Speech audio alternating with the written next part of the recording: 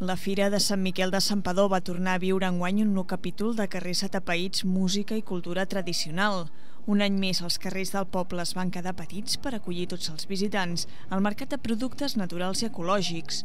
Mels, olis aromàtics, embotits i formatges, herbes remeieres o coixins terapèutics.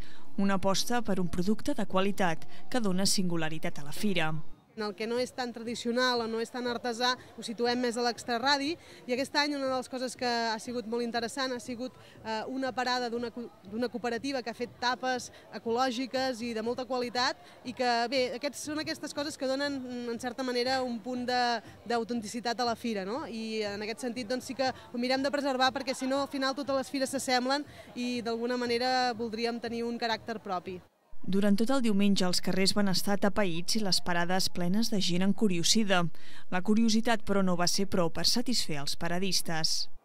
És evident que també es nota el fet que la gent no compra tant com en edicions anteriors. Els firaires potser es queixen encara que hi ha molta gent a badar però a comprar no tant, però en tot cas, bé, això sí que ens sobrepassa les nostres possibilitats, i en tot cas Déu-n'hi-do la de moviment i la de comerç que hi ha hagut entorn d'aquesta fira.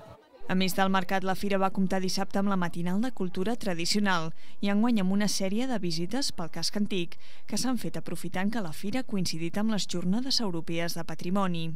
Hem apostat un cop més per ensenyar al poble i a la gent que ve de fora el nostre patrimoni més rellevant, i en aquest any amb una cosa especial, que és la recuperació d'un sarcòfag d'en Pere Prat, un mossèn, un rector que havia sigut molt important per Santpedor en una època daurada, que és el segle XIV, i en aquest sentit ha sigut una mica el leitmotiv d'aquest any, el patrimoni, recuperar el patrimoni i ensenyar-lo, i de fet la gent des del campanar fins a les catacombes fins a fàbriques d'aquestes industrials que tenim normalment tancades, les han pogut visitar i n'han fet un balanç positiu.